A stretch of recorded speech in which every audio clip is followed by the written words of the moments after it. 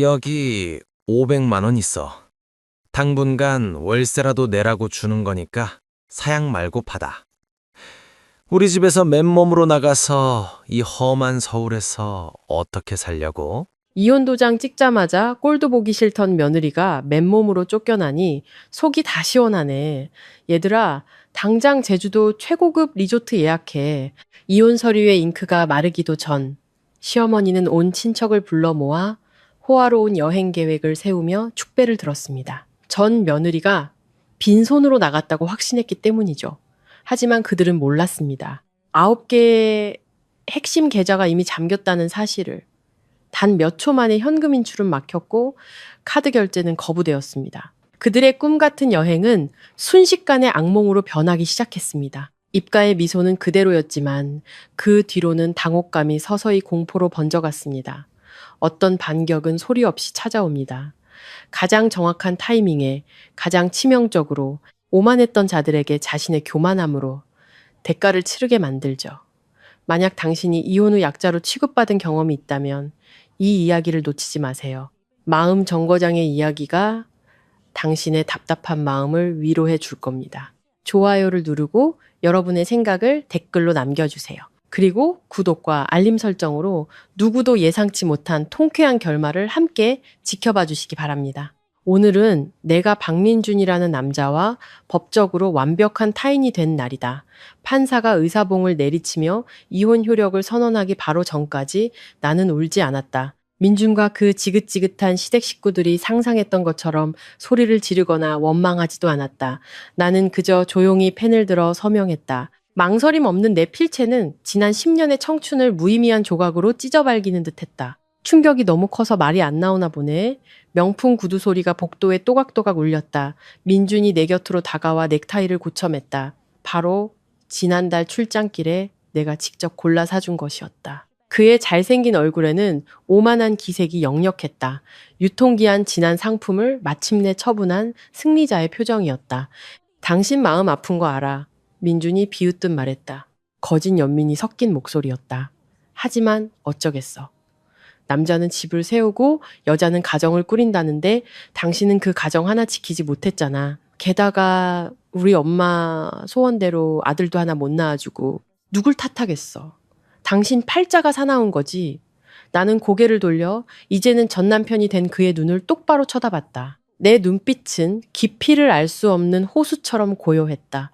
그 어떤 돌을 던져도 소리 없이 가라앉을 것 같은 그 눈빛에 민주는 순간 움찔했다. 그는 눈물이나 애원, 최소한 무너지는 모습이라도 기대했을 것이다. 하지만 나는 꼿꼿한 자세로 서 있었다. 하얀 원피스 자락이 바람에 가볍게 흩날리며 낯설고 차가운 분위기를 자아냈다. 할 말 다 했어? 내가 나지막에 물었다. 민주는 잠시 머뭇거리다 혀를 찼다. 여전하네 그 고집은. 그래도 부부였던 정이 있으니 빈손으로 보내진 않을게. 그는 양복 안주머니에서 두툼한 봉투를 꺼내 내 손에 쥐어주었다. 여기 500만 원 있어. 당분간 월세라도 내라고 주는 거니까 사양 말고 받아. 우리 집에서 맨몸으로 나가서 이 험한 서울에서 어떻게 살려고.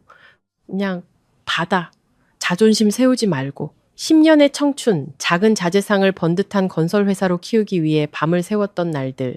3년 전 시어머니가 뇌졸중으로 쓰러졌을 때 대소변을 받아내며 간호했던 시간들. 그리고 건강을 되찾자마자 나를 구박하기 시작했던 그 모든 세월의 대가가 고작 500만 원이라니. 나는 그 봉투를 보며 알 수 없는 미소를 지었다. 내가 대답하기도 전에 법원 입구에서 통통한 인형이 태풍처럼 달려왔다. 전 시어머니 최 여사였다. 그녀는 화려한 붉은색 실크 원피스에 비둘기 알만한 진주 목걸이를 걸치고 잔혹함이 새겨진 주름을 두꺼운 화장으로 가리고 있었다. 민준아, 너 지금 뭐 하는 짓이야? 최 여사의 날카로운 고함이 법원의 정적을 갈랐다. 그녀는 내게 달려들어 봉투를 낚아채고는 아들을 노려봤다. 미쳤어? 전현한테 돈을 왜 줘? 재산 분할도 끝났잖아. 회사는 4명에, 집은 4명에. 저 여자는 법적으로 빈손으로 나가는 게 맞아. 그 돈 있으면은요, 우리 알아 데리고 백화점 가서 결혼예물이나 사야지. 애도 못 낳는 저런 여자한테 줄 돈 있으면 차라리 한강에 버리는 게 낫지. 최 여사는 내게 돌아서서 칼날 같은 눈빛을 쏘아붙였다. 너도 서명 끝났으면 당장 내 눈앞에서 사라져. 여기 서서 내 아들 앞길 막지 말고 이제 우리 집에 너 같은 재수 없는 년만 없으면 탄탄대로 일 테니까. 이 역병 같은 것 예전에 나였다면 그 독한 말들에 그 자리에서 무너져 내렸을 것이다. 시집 온 첫날부터 그녀는 나의 평범한 출신을 비웃었고 내가 끓인 국이 싱겁다며 상을 얻기도 했다. 나는 참고 또 참았다. 진심을 다하면 언젠가 평화가 찾아올 거라 믿었다. 하지만 틀렸다. 탐욕과 이기심으로 가득 찬 사람들에게 내 희생은 하찮은 것에 불과했다. 하지만 오늘의 나는 더 이상 순종적인 며느리가 아니었다. 나는 최 여사와 민준을 번갈아 보았다. 평생을 약속했던 남자는 전 아내가 모욕당하는 것을 그저 방관하고 있었다. 역겨움이 치밀어 올랐다. 나는 천천히 손을 뻗어 내 대담한 행동에 놀란 최 여사의 손에서 봉투를 부드럽게 빼앗았다. 네가 감히 돈을 뺏어? 이 욕심쟁이 같은 년. 나는 요염할 정도로 아름다운 미소를 지었다. 500만 원이 든 봉투를 세어보지도 가방에 넣지도 않았다.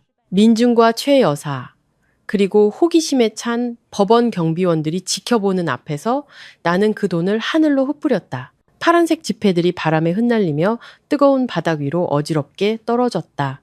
한편의 희비극 같은 광경이었다. 이 돈은 두 분이 신경안정제나 사드시는데 보태세요. 앞으로 아주 많이 필요하게 될 테니까요. 뭐라고? 네가 감히 우리를 저주해? 최 여사는 얼굴이 파랗게 질려 나를 손가락질했다. 민준 역시 얼어붙었다. 그는 이런 내 모습을 한 번도 본 적이 없었다. 그의 기억 속 나는 늘 순종적이고 컴퓨터나 주방에만 파묻혀 사는 아내였다. 하지만 지금 그의 앞에선 나는 고개를 빳빳이 들고 불타는 눈빛을 한 완전히 낯선 여자였다. 저주가 아니에요. 내가 답했다. 내 날카로운 시선이 전 남편의 굳어가는 얼굴을 스쳤다. 그저 경고일 뿐이죠. 배신과 배은망덕에 대한 대가는 이 500만 원보다 수만 배는 비쌀 테니까요. 얼마 남지 않은 평화를 마음껏 즐기세요. 말을 마친 나는 미련 없이 돌아섰다. 내 뒷모습은 당당하고 꼿꼿했다. 미친년 남편한테 버림받더니 결국 돌았구나. 최 여사가 뒤에서 고래고래 소리를 지르며 땅에 떨어진 돈을 허겁지겁 줍기 시작했다. 그 모습은 탐욕스럽고 처량하기 짝이 없었다. 민주는 그 자리에 못 박힌 듯 서서 내 뒷모습을 바라보았다. 이름 모를 불안감이 그의 마음속에서 피어올랐다. 어째서 저렇게 태어난 거지? 왜 저런 말을 하는 걸까? 바로 그때 조용하지만 강력한 엔진음이 최 여사의 욕설을 가르며 울려 퍼졌다. 법원 정문 쪽에서 검은색 제네시스 G90 한 대가 미끄러지듯 다가와 내 앞에 멈춰섰다. 햇빛 아래 반짝이는 위풍당당한 세단에 모두의 시선이 쏠렸다. 돈을 줍던 최 여사도 입을 떡 벌리고 쳐다봤다. 민주는 숨을 멈췄다. 저 차는 VVIP들만 타는 최고급 세단이었다. 이 서울에서도 흔히 볼 수 있는 차가 아니었다. 뒷좌석 문이 열리고 정장을 말끔하게 차려입은 기사가 내려와 내게 90도로 허리를 숙였다. 회장님, 모시러 왔습니다. 이사회에서 기다리고 계십니다.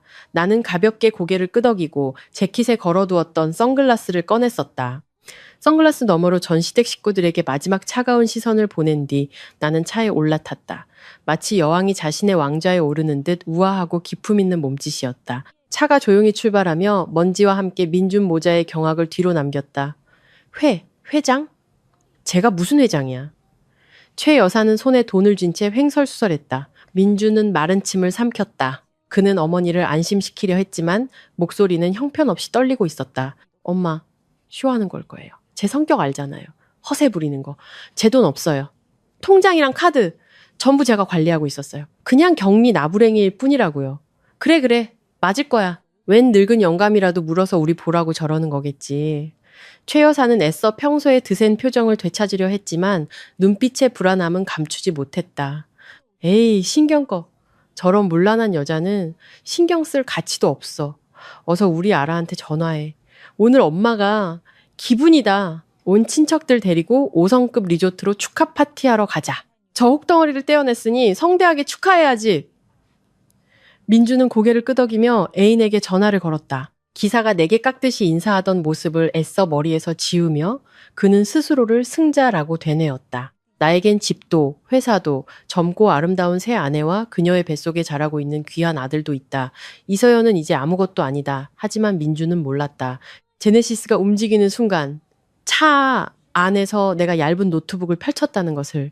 화면에는 수많은 은행 계좌, 회사 이메일, 그리고 민준이 사는 저택의 스마트홈 시스템 관리자 페이지가 떠 있었다. 내 손목시계는 10시 30분을 가리키고 있었다. 이혼 후 5분. 나는 나지막이 읊조리며 키보드 위를 스쳤다. 이제 게임을 시작해볼까? 나는 엔터키를 눌렀다. 화면에 시스템 접근 권한 잠금, 1단계 활성화라는 붉은색 메시지가 떠올랐다. 같은 시각, 몇 킬로미터 떨어진 고급 레스토랑에서 민준의 에이나라는 와인잔을 들고 셀카를 찍으며 애교를 부리고 있었다. 그녀는 자신이 꿈꾸던 부와 명예가 곧 들이닥칠 폭풍에 휩쓸려 사라질 것이라는 사실을 전혀 알지 못했다. 법원마당에 차가운 바람이 불었다. 햇살은 뜨거웠지만 민주는 등골이 오싹해지는 것을 느꼈다. 그는 하늘을 올려다보며 생각했다. 지금 세상에서 가장 행복해야 할 자신이 왜 이렇게 불안한 걸까? 제네시스는 서울의 번화한 거리를 유령처럼 미끄러지듯 빠져나갔다. 시원한 차 안에는 고급 가죽 냄새가 은은하게 퍼졌다. 나는 노트북 화면에 시선을 고정한 채 조용히 앉아 있었다. 화면에는 나와 전 남편이 지난 7년간 함께 키워온 MJ건설의 전체 운영 구조를 보여주는 네트워크 다이어그램이 펼쳐져 있었다.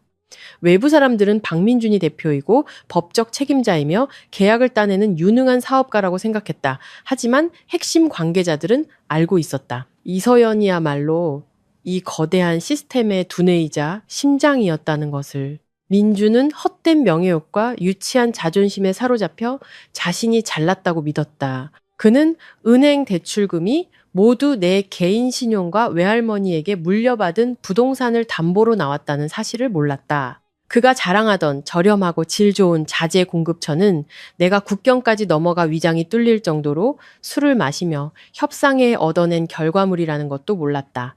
그리고 가장 중요한 것, 기업 인터넷 뱅킹, 재고 관리, ERP, 고객 관리, CRM, 심지어 스마트홈 시스템의 관리자 계정까지.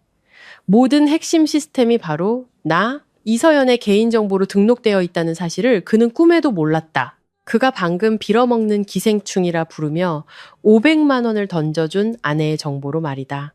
회장님, 한남동 자택으로 갈까요? 아니면 그룹 본사로 갈까요? 기사의 정중한 목소리가 내 생각의 흐름을 끊었다. 파크 하료트로 가주세요. 쓰레기를 좀 치울 조용한 공간이 필요해서요. 나는 대답하며 마우스 패드 위, 모든 접근 권한 횟수, Revoke or Access 버튼 위에 손가락을 올렸다. 나는 심호흡을 했다. 5분 전까지만 해도 약간의 미련이 남아 있었다. 어쨌든 내 피와 땀이 서린 곳이었으니까. 하지만 애인의 허리를 감싸던 민준의 모습, 탐욕스럽게 돈을 줍던 시어머니의 모습, 그리고 애도 못 낳는 년이라는 저주가 마지막 남은 적마저 제로 만들어버렸다. 딸깍 가벼운 클릭 소리였지만 그 파괴력은 폭탄보다 강력했다. 화면의 상태 표시줄이 차례로 녹색돼서 붉은색 럭드 서스펜드로 바뀌었다. 계좌 1, 기업은행, 우리은행 법인 계좌의 모든 승인 권한 잠금. 민주는 이제 조회만 가능한 부계정 소유자일 뿐 5천만 원 이상의 모든 이체 권한은 최대 주주인 나에게 귀속. 계좌 2, 물류 관리 시스템, 로지스파츠의 지방행 대량 출고 명령 중단. 계좌 3, 회사 도메인, 이메일 관리자 암호 변경. 계좌 4, 공식 쇼핑몰, 웹사이트 및 앱 비공개 전환. 계좌. 오, 민준이 여자들을 만날 때 쓰던 한도 2억 원의 블랙카드, 분실 신고 및 영구 정지. 그리고 가장 중요한 9번째, 민준이 사는 저택의 전기, 수도, 보안을 관리하는 스마트홈 시스템. 나는 24시간 후 모든 시스템이 정지되도록 타이머를 설정했다. 모든 작업을 마친 나는 노트북을 덮고 의자에 기댔다. 복수가 아닌 회수였다. 정원사가 떠나면 정원이 황폐해지는 것은 자연의 섭리. 나는 그저 내 것을 되찾았을 뿐이다. 한편 신도시의 웅장한 3층짜리 저택은 축제 분위기였다. 민준의 기아 소렌토가 현관 앞에 멈추고 그는 의기양양하게 내려 아라를 위해 문을 열어주었. 아니, 이제는 예비 신부였다. 아라는 몸매가 드러나는 타이트한 원피스를 입고 차에서 내렸다. 그녀는 박씨 가문의 귀한 대를 이을 아들이 자라고 있다며 아직 평평한 자신의 배를 연신 쓰다듬었다. 어이구, 우리 예쁜 며느리 왔구나. 최 여사가 금덩이라도 발견한 듯 집 안에서 뛰어나왔다. 그녀는 아라의 손을 잡고 호들갑을 떨었다. 오는 길에 힘들진 않았니? 뱃속아가는 괜찮고? 어서 들어와. 내가 너 몸보신하라고 전복 삼계탕 고아놓으라고 시켰어. 아라는 민준에게 애교 섞인 눈빛을 보내며 말했다. 조금 피곤하긴 한데 괜찮아요. 오빠가 운전을 워낙 잘해서요. 택시랑은 차원이 다르더라고요. 민준은 으쓱하며 가슴을 폈다. 사장님, 차는 달라야지. 어서 들어가. 이제부터 여기가 내 집이야. 바꾸고 싶은 거 있으면 엄마한테 다 말해. 그전 마누라 흔적 남은 건 다 갖다 버리라고 해. 눈에 거슬리니까. 고급스러운 거실에 들어선 아라는 이탈리아제 소파, 85인치 TV, 최고급 오디오 시스템 등 돈 냄새 풀풀 나는 가구들을 훑어보았다. 그녀는 속으로 쾌재를 불렀다. 늙고 재미없는 전 부인을 몰아낸 것은 내 인생 최고의 선택이었다. 최 여사는 소파에 주저앉아 다리를 꼬며 선언했다. 이혼은 깔끔하게 끝났어. 그 서연이란 년 한 푼도 못 받고 맨몸으로 쫓겨났다고. 이 경사를 기념하고 새 며느리도 친척들한테 소개할 겸 이번 주말에 다 같이 여행 가자. 큰아버님, 작은아버님, 고모님들 다 모시고 가. 최 여사는 손뼉을 치며 활짝 웃었다. 역시 내 아들이야. 이 집안의 기둥이지. 그동안 그 짠순이 서연이 때문에 어디 가서 돈 한 번 제대로 못 썼잖아. 내가 얼마나 참고 살았는데. 이번엔 아주 화끈하게 쏴서 온 친척들. 입이 떡 벌어지게 만들어줘. 어디로요, 오빠? 아라의 눈이 반짝였다. 제주도 5성급 리조트, 항공권, 숙식 전부 포함해서. 민주는 호기롭게 선언하며 최신형 스마트폰을 꺼냈다. 지금 바로 예약하고 계약금 보낼게. 기분 좋을 땐 바로 실행해야지. 민주는 자신만만한 표정으로 은행 앱을 열었다. 그는 계약금 1억 원을 입력하고 이체 버튼을 눌렀다. 로딩 화면이 잠시 돌았다. 민주는 미간을 찌푸리며 초조하게 손가락으로 테이블을 두드렸다. 띵! 알림이 떴다. 민주는 눈을 가늘게 떴다. 거래 실패. 고객님의 계좌가 일시적으로 잠겼거나 접근 권한이 제한되었습니다. 주 계좌 소유주에게 문의하십시오. 이게 뭐야? 민주는 나지막이 중얼거렸다. 왜 그래 아들? 인터넷이 느린가? 최 여사가 포도를 까서 아라의 입에 넣어주며 물었다. 그런가 봐요. 요즘 은행 앱들 영 시원찮네. 민주는 혀를 차며 다시 시도했지만 똑같은 오류 메시지가 떴다. 얼굴이 화끈거리기 시작했다. 분명 어제만 해도 아라에게 명품 가방을 사주며 멀쩡히 이체했는데 왜 하필 오늘 같은 중요한 순간에 이러는 걸까? 그는 신용카드로 리조트 홈페이지에서 직접 결제하기로 했다. 카드 번호, CVC, 소유주 이름, 박민준 가족 카드를 입력하고 결제 버튼을 눌렀다. 몇 초 후 결제 거절, 다른 결제 수단을 이용해 주십시오라는 붉은 글씨가 나타났다. 식은땀이 민준의 이마에 맺혔다. 거실의 공기가 갑자기 무거워졌다. 아라는 포도를 씹다 말고 의심스러운 눈초리로 민준을 쳐다봤다. 오빠, 왜 그래? 카드 한도 초과야. 순진하지만 날카로운 질문이 민준의 자존심을 찔렀다. 그는 버럭 소리쳤다. 한도 초과는 무슨? 내 통장에 돈이 얼만데. 은행 시스템 점검 중인가 보지. 요즘 은행들 일하는 꼴하고는. 그래서 예약은 되는 거야, 안 되는 거야? 안 되면 경리한테 전화해서 돈 보내라고 해. 최 여사가 재촉했다. 민주는 그제야 생각났다는 듯이 말했다.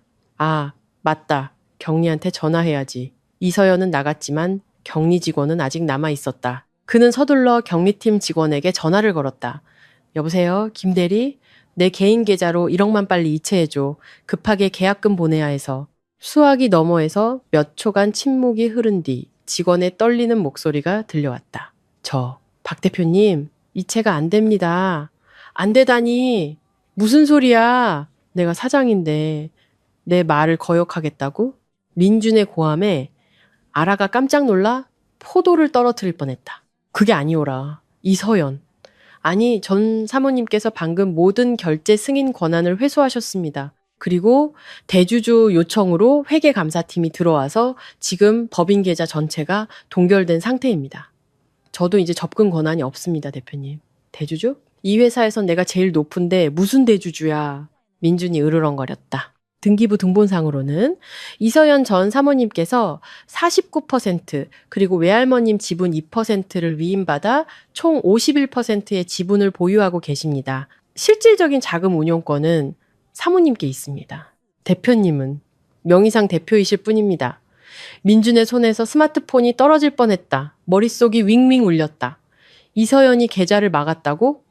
회계 감사를? 아니야. 그 유순한 여자가 감히 분명 겁을 주려는 수작일 거야. 이렇게 하면 내가 겁먹고 다시 돌아와 매달릴 거라고 생각하나? 꿈 깨시지. 민주는 심호흡하며 어머니와 애인 앞에서 평정을 되찾으려 애썼다. 그는 전화를 끊고 억지 미소를 지었다. 아, 그 여자가 유치하게 장난치는 거야. OTP 카드를 가지고 가서 아직 인수인계를 안 했나 보네. 괜찮아, 우리 집에 현금 많잖아. 그는 최 여사를 돌아봤다. 엄마, 금고에 현금 있죠? 1억만 먼저 빌려주세요.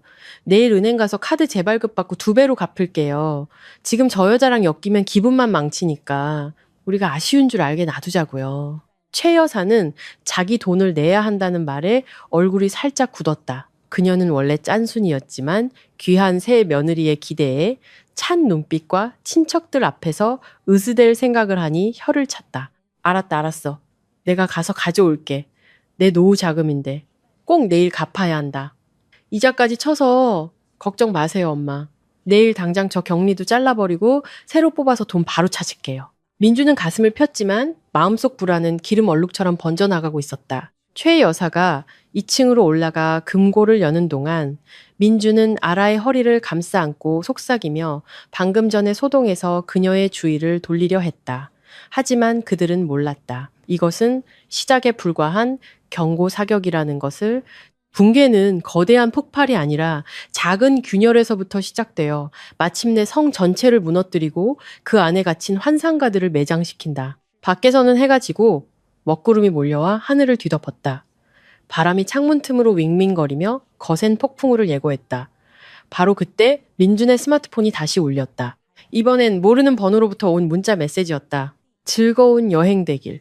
보조 배터리는 꼭 챙겨가. 앞으로 구조 요청할 일이 아주 많을 테니까. 서연. 민주는 문자 메시지를 노려봤다. 팔에 소름이 돋았다. 이서연은 어디에 있는 거지? 대체 무슨 짓을 꾸미고 있는 걸까? 오빠, 왜 얼굴이 새하얘? 아라가 애교스럽게 물었다. 아, 아무것도 아니야. 짐 챙겨. 내일 아침 일찍 출발해야지. 민주는 황급히 스마트폰을 숨기고 일그러진 미소를 지었다. 그는 누구에게도 이 문자에 대해 말할 수 없었다. 그리고 자신이 전 아내를 두려워하기 시작했다는 사실을 인정하고 싶지 않았다. 다음 날 아침 동네 전체가 요란한 경적 소리와 최 여산의 저택에서 흘러나오는 웃음소리에 잠을 깼다. 어제의 호언장담대로 민주는 친척들을 위해 16인승 승합차 2대를 빌렸고 자신들은 번쩍이는 신형 소렌토에 올랐다. 최 여사는 붉은색 벨벳 한복을 차려입고 스님 염주만 한 목걸이를 건 채 출정하는 장군처럼 사람들을 지휘했다. 자, 큰아버님은 앞차에 타세요. 고모님은 뒷차가 넓어요. 다들 편하게 가세요. 이번 여행은 우리 아들이 전부 쏘는 겁니다. 먹고 마시고 즐깁시다. 최 여사는 자랑스럽게 소리치며 힐끔힐끔 쳐다보는 이웃들에게 보란듯이 턱을 치켜들었다. 아라는 등을 과감하게 드러낸 맥시 드레스를 입고 선글라스로 얼굴을 가린 채 차에 기대서 있었다. 그녀는 사랑하는 시댁과 함께하는 힐링 여행, 소소한 행복이라는 글과 함께 SNS에 사진을 올리고 있었다. 좋아요가 폭발적으로 늘어나는 것을 보며 그녀는 흡족한 미소를 지었다. 이래야 사는 맛이 나지. 그 늙은 마누라랑 살았으면 박민주는 평생 대천 해수욕장이나 가봤을걸. 민준이 왁스로 머리를 매끈하게 넘기고 아라가 선물한 짝퉁 롤렉스 시계를 차고 나왔다. 성공한 사업가처럼 보이려 애쓰는 모습이었다. 다들 편하게 즐기세요. 오늘 제가 기분이 좋으니 온 가족이 함께 복을 누려야죠. 마침내 차들이 출발했다. 이웃들의 부러움과 조소가 섞인 시선을 뒤로 한 채 차가 출발한 지 30분쯤 지났을까. 민준의 차 안 분위기가 어색해지기 시작했다. 뒷좌석에 앉은 최 여사는 목이 말랐다. 지난 10년간의 습관대로 그녀는 무심코 말했다.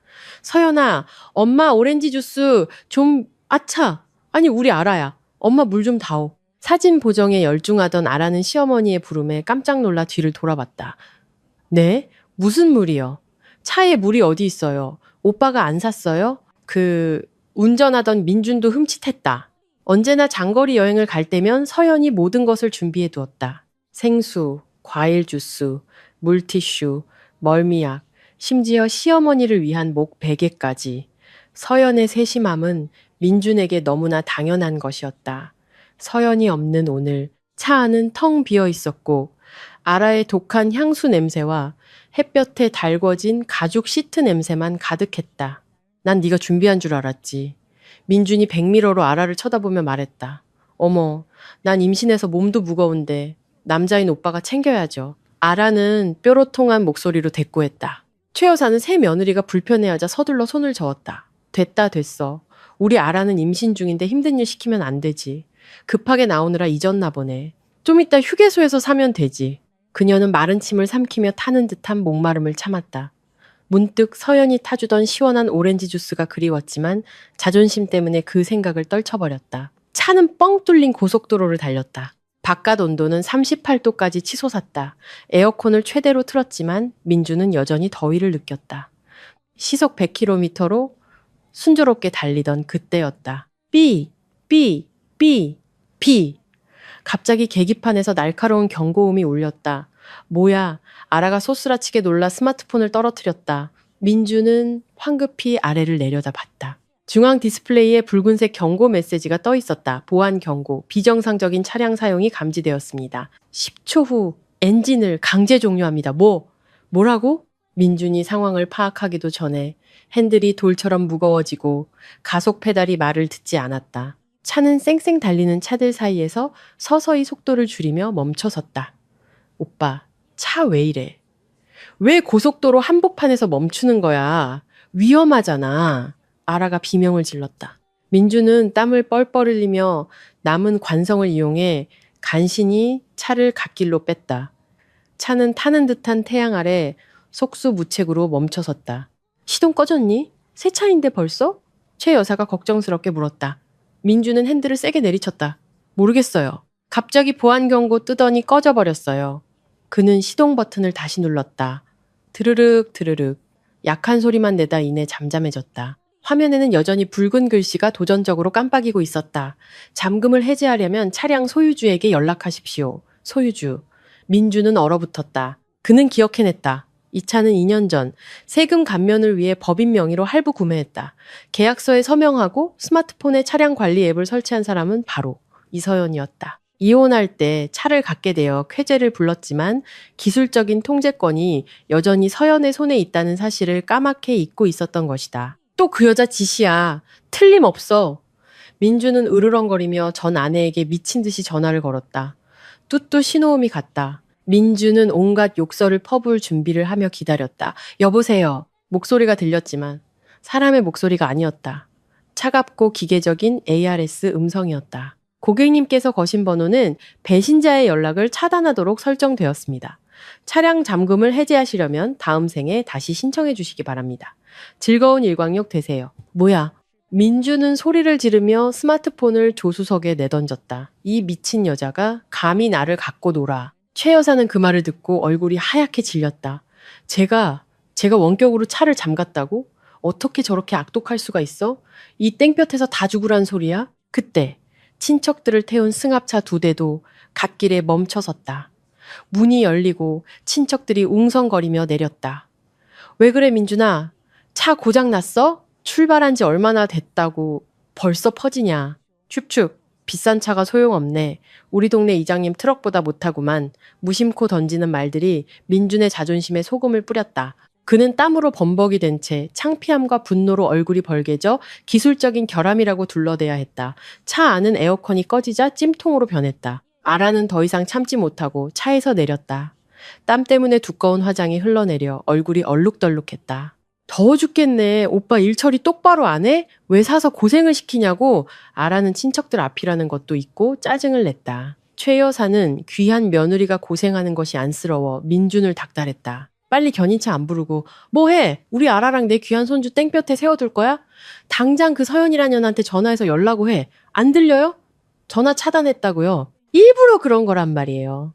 민주는 버럭 소리쳤다. 30명 가까운 사람들이 고속도로 갓길에 어정쩡하게 서 있었다.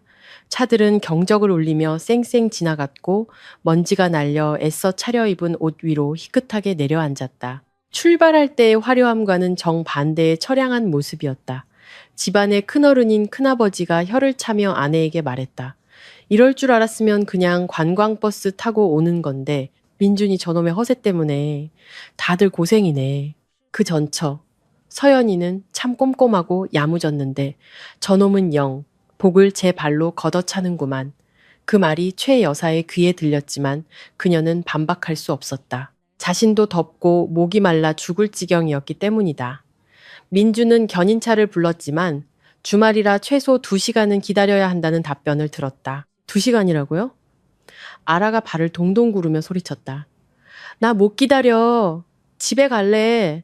나 여행 안 해. 진정해. 지금 어떻게 돌아가? 저 승합차도 꽉 찼는데 거기 끼어 타겠다고? 민준도 화가 나서 소리쳤다. 사귄 이래 처음으로 그는 아라에게 큰 소리를 냈다. 아라는 충격을 받은 듯 눈물을 글썽였다. 오빠가 나한테 소리쳤어? 그 고물차 때문에 나한테 화낸 거야? 됐어. 그녀는 쬐 돌아서서 풀밭에 주저앉아 엉엉 울기 시작했다. 최 여사가 또 허둥지둥 달려가. 그녀를 달랬다. 민주는 뜨겁게 달궈진 차체에 기댄 채 눈앞에 혼란스러운 광경에 머리가 깨질 듯 아팠다. 그는 말 못하는 소렌토를 노려봤다. 마치 차가 자신을 비웃는 것 같았다. 서연은 단순히 돈을 빼앗아간 것이 아니었다. 그녀는 민준이 목숨보다 소중히 여기는 명예와 자존심을 서서히 파괴하고 있었다. 하지만 민준은 아직 몰랐다. 이것은 가벼운 전주곡에 불과하다는 것을. 진짜 파티는 그의 권력의 상징이었던 신용카드가 쓸모없는 플라스틱 조각이 될 5성급 리조트에서 그를 기다리고 있었다. 저 멀리 다시 먹구름이 몰려왔다. 갑작스러운 소나기가 무자비하게 쏟아져 내렸다.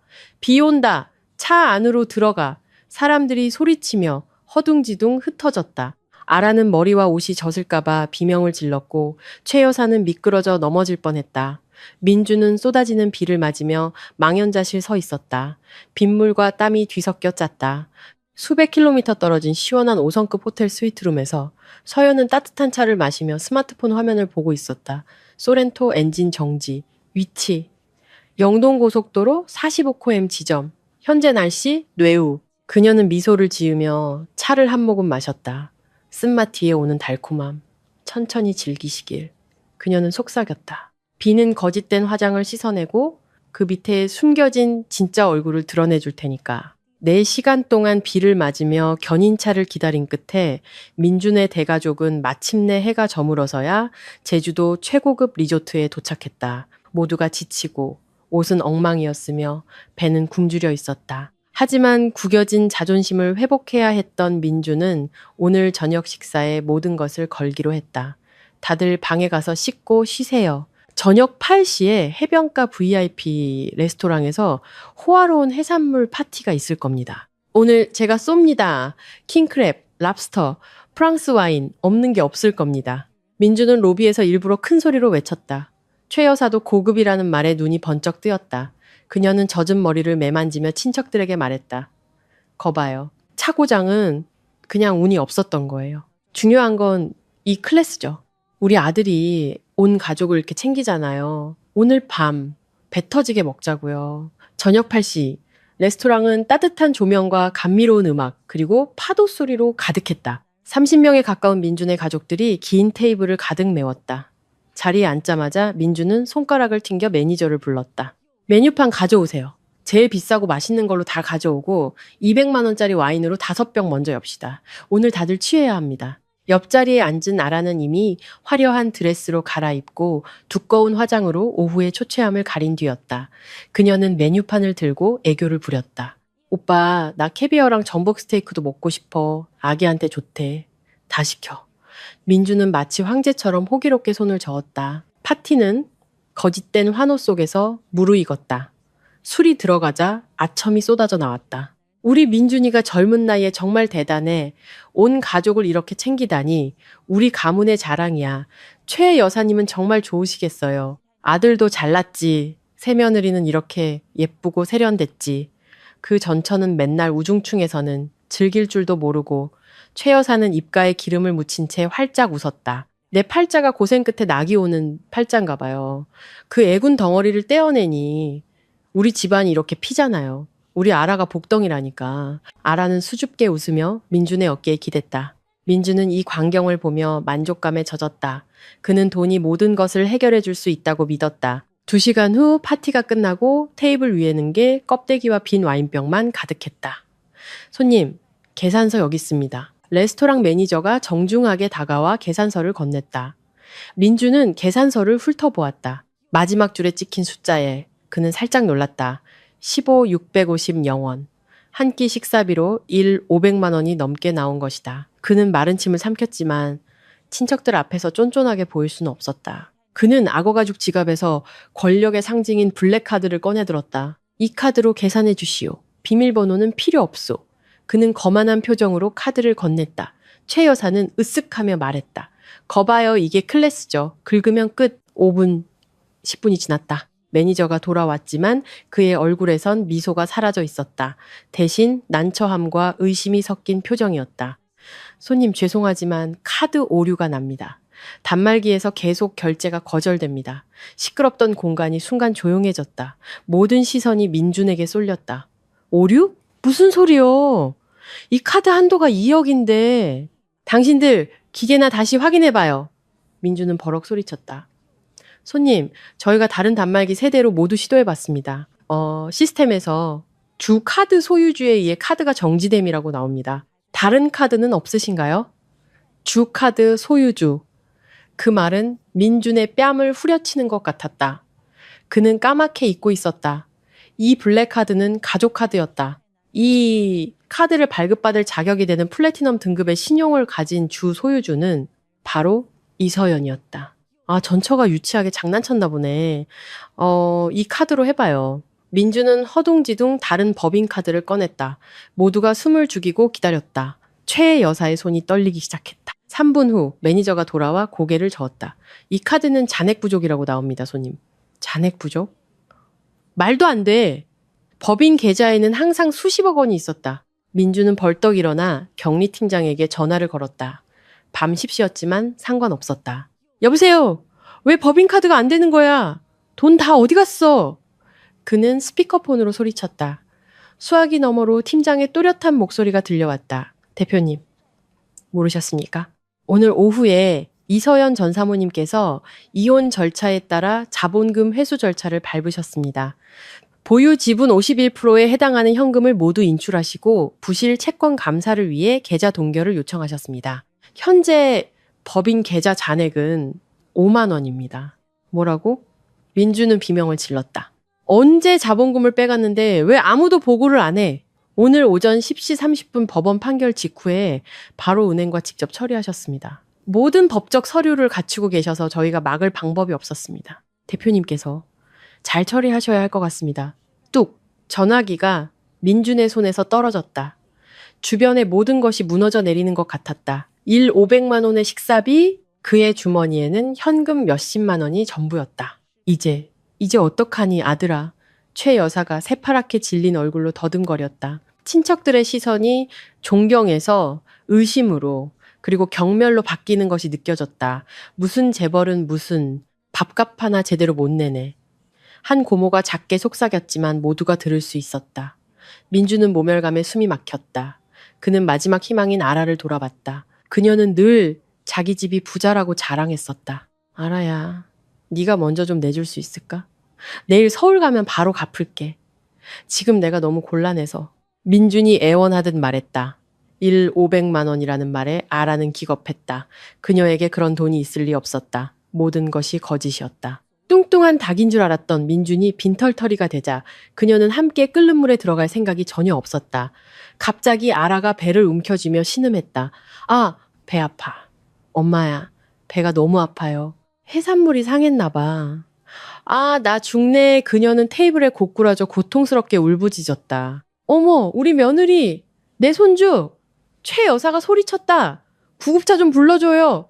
나 방에 가서 쉬어야겠어. 숨도 못 쉬겠어. 오빠, 계산 빨리 하고 나 좀 데려다 줘. 라는 신음하며 민준의 팔을 꼬집었다. 빚을 피해 도망치자는 신호였다. 하지만 매니저는 이미 보안 요원 2명에게 눈짓을 보냈다. 건장한 남자들이 그들의 퇴로를 막아섰다.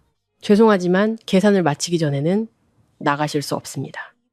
만약 지불 능력이 없으시면 저희는 경찰에 무전취식 및 사기 혐의로 신고할 수밖에 없습니다. 매니저의 목소리는 단호했다. 경찰이라는 말에 최 여사는 다리가 풀렸다. 그녀는 민준을 그리고 죽은 척하는 아라를 보았다. 어쩔 수 없이 그녀는 친척들을 향해 일그러진 미소를 지으며 말했다. 저 큰아버님, 아주버님. 민준이 계좌에 잠깐 문제가 생겨서요. 혹시 현금이나 카드 가진 분 계시면 저희가 집에 가자마자 이자까지 쳐서 바로 갚겠습니다. 방금 전까지 민준을 칭송하던 사람들은 이제 그들을 벌레 보듯 쳐다봤다. 결국 1시간 동안 애원하고 모든 사람의 주머니를 털고 최 여사가 유일하게 가지고 있던 진짜 금목걸이와 민준의 시계를 맡기고 나서야 그들은 식당을 나올 수 있었다. 그들은 아무 말 없이 숙소로 돌아갔다. 민준은 고개를 푹 숙인 채 맨 뒤에서 걸었다. 파도 소리가 마치 서연의 비웃음처럼 귓가에 맴돌았다. 그 500만 원으로 신경 안정제나 사드세요. 방에 돌아오자마자 아라는 언제 아팠냐는 듯 벌떡 일어났다. 창피해 죽는 줄 알았네. 오빠가 재벌이라면서 어떻게 나한테 이런 굴욕을 줘? 닥쳐! 민준이 빈 지갑을 벽에 던지며 소리쳤다. 너는 돈 있으면서 왜 안 내놨어? 나 사랑한다며. 내 돈은 태교하는 데 써야지. 남자가 알아서 해야 할 거 아냐. 아라가 소리쳤다. 옆방에서는 최 여사가 침대에 쓰러져 흐느끼고 있었다. 그녀는 무의식 중에 전 며느리의 이름을 불렀다. 서연아, 서연아, 네가 어떻게 이렇게 악독할 수가 있니? 하지만 그녀는 몰랐다. 진짜 악몽은 아직 끝나지 않았다는 것을. 내일 아침 그들이 집에 돌아갔을 때 그들은 돌아갈 집조차 없다는 사실을 깨닫게 될 것이다. 서울로 돌아오는 차 안은 장례식장보다 더 침울했다. 최 여사는 뒷좌석에 시체처럼 누워 있었고 아라는 다른 남자를 물색하느라 몰래 문자를 보내고 있었다. 민주는 분노로 충혈된 눈으로 운전했다. 그들은 마침내 고급 주택가에 있는 저택 앞에 도착했다. 집에 다 왔다. 최 여사가 안도의 한숨을 내쉬었다. 민주는 피곤한 몸을 이끌고 현관으로 갔다. 그의 자랑이었던 최신 지문인식 도어로. 그가 지문을 갖다 대자 삐삐 하는 소리와 함께 붉은 불이 깜빡였다. 접근 권한이 거부되었습니다. 시스템에 등록되지 않은 지문입니다.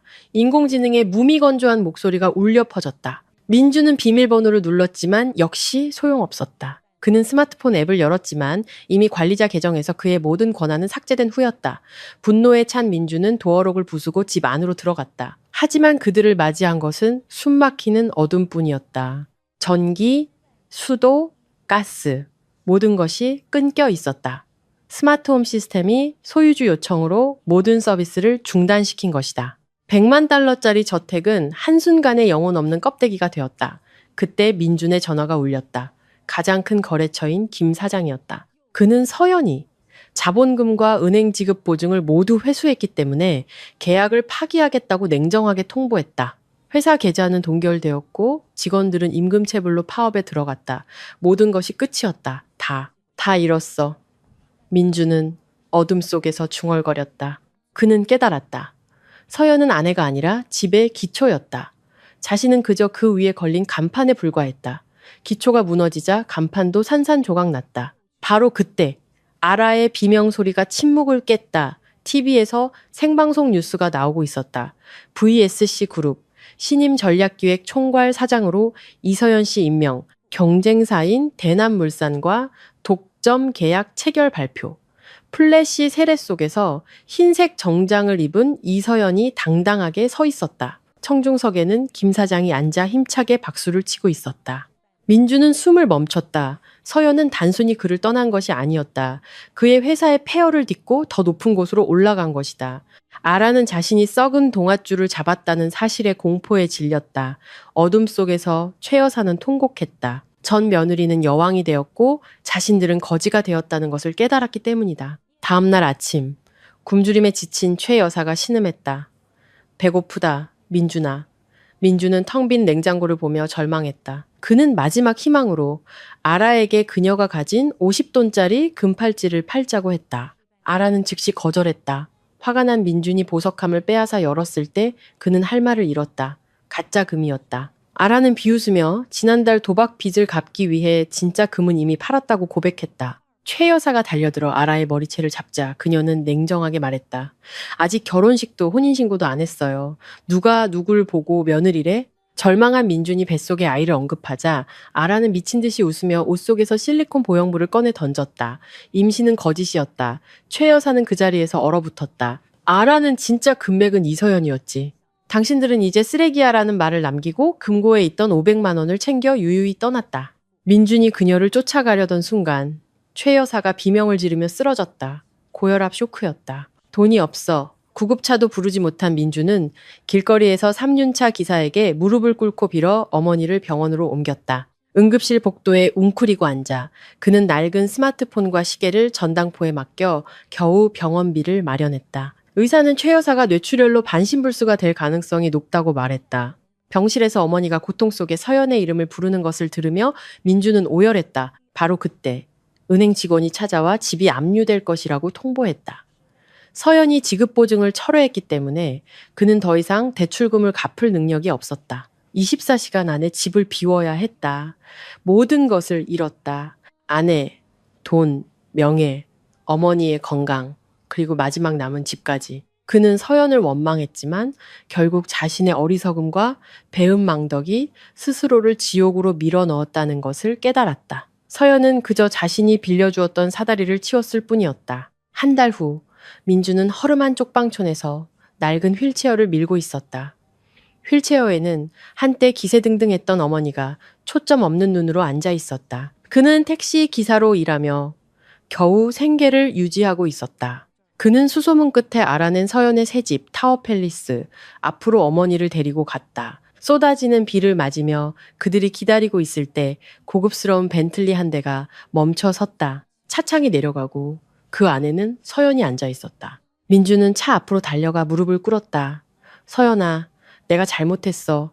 제발 우리 좀 살려줘. 그는 울부짖으며 휠체어에 앉은 어머니를 가리켰다. 서연은 차에서 내리지 않은 채 차갑고 평온한 목소리로 물었다. 원하는 게 뭐지? 제발. 우리 엄마 좀 약값이라도. 제발. 서연은 희미하게 웃었다. 그녀는 지갑에서 두툼한 돈 봉투를 꺼내 차창 밖으로 내밀었다. 이 돈으로 어머님 요양병원이라도 알아보세요. 그리고 다시는 내 앞에 나타나지 마. 그녀는 옆자리에 앉은 남자에게 말했다. 남편, 이제 가요. 차가 떠나고 굳게 닫힌 문틈으로 따뜻한 불빛이 새어나왔다. 서연과 그녀의 새 남편이 서로를 보며 웃는 모습이 어렴풋이 보였다.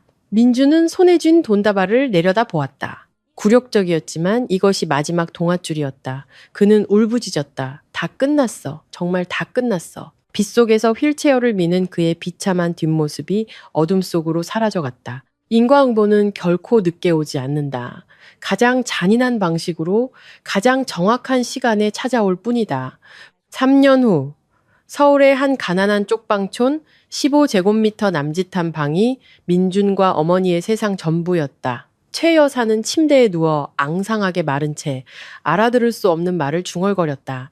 그녀는 반신불수가 되었고 기억은 오락가락했다. 엄마, 저 왔어요. 배달원 복장을 한 민준이 방으로 들어왔다. 30 초반의 나이에도 그는 폭삭 늙어 있었다. 서연이가 끓여준 밥. 밥은? 최 여사는 매일 똑같은 질문을 했다.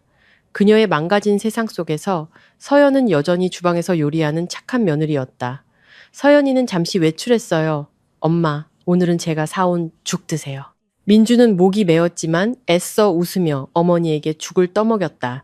이것이 그가 받는 벌이자 아들로서 효도할 마지막 기회였다. 어머니가 잠든 후 그는 식은 밥을 먹으며 낡은 스마트폰을 들여다봤다. 저녁 뉴스에는 서연이 나오고 있었다. VSC그룹 이서연 회장, 따뜻한 보금자리 재단 통해 저소득층의 주택 100채 기부, 포브스 선정, 한국에서 가장 영향력 있는 여성 50인의 선정.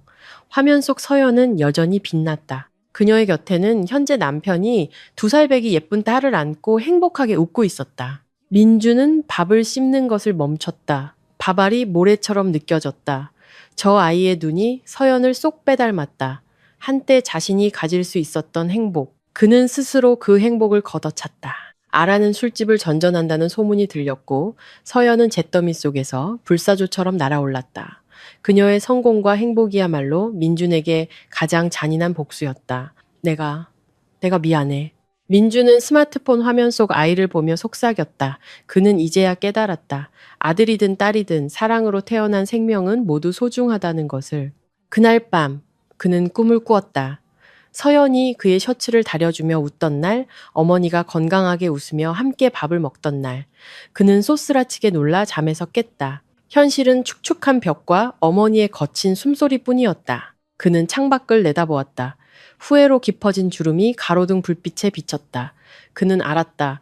자신의 남은 인생은 이 어둠 속에서 평생 빚을 갚으며 살아가야 한다는 것을. 하지만 마음 한구석, 아주 작은 안도감이 들었다.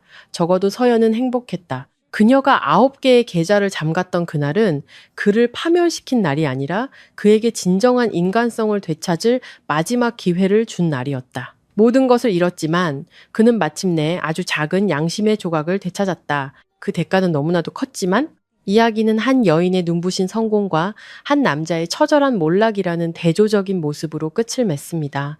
결혼은 한 그루의 나무와 같습니다. 여자는 보이지 않는 곳에서 묵묵히 영양분을 공급하는 뿌리이고 남자는 햇빛과 바람을 맞는 줄기입니다. 줄기가 교만함에 빠져 뿌리를 잘라내려 할 때 그는 모릅니다. 뿌리가 죽는 날 자신 또한 폭풍우 앞에 쓰러질 운명이라는 것을 이서연은 우리에게 가르쳐 주었습니다. 여성의 가치는 남편이 아니라 자신의 능력과 지혜에 있다는 것을. 가장 달콤한 복수는 상대를 해치는 것이 아니라 그 사람 없이 몇만 배는 더 눈부시게 사는 것입니다. 그리고 아내의 희생을 당연하게 여기는 세상의 모든 남편들에게 기억하라고 말합니다. 가장 선한 여인이 가장 냉정해질 때 그녀는 칼이 아닌 부재로 당신의 모든 것을 무너뜨릴 것이라고. 은행 계좌는 다시 열 수 있지만 신뢰와 청춘의 계좌는 한번 잠기면 그 어떤 것으로도 비밀번호를 되찾을 수 없습니다.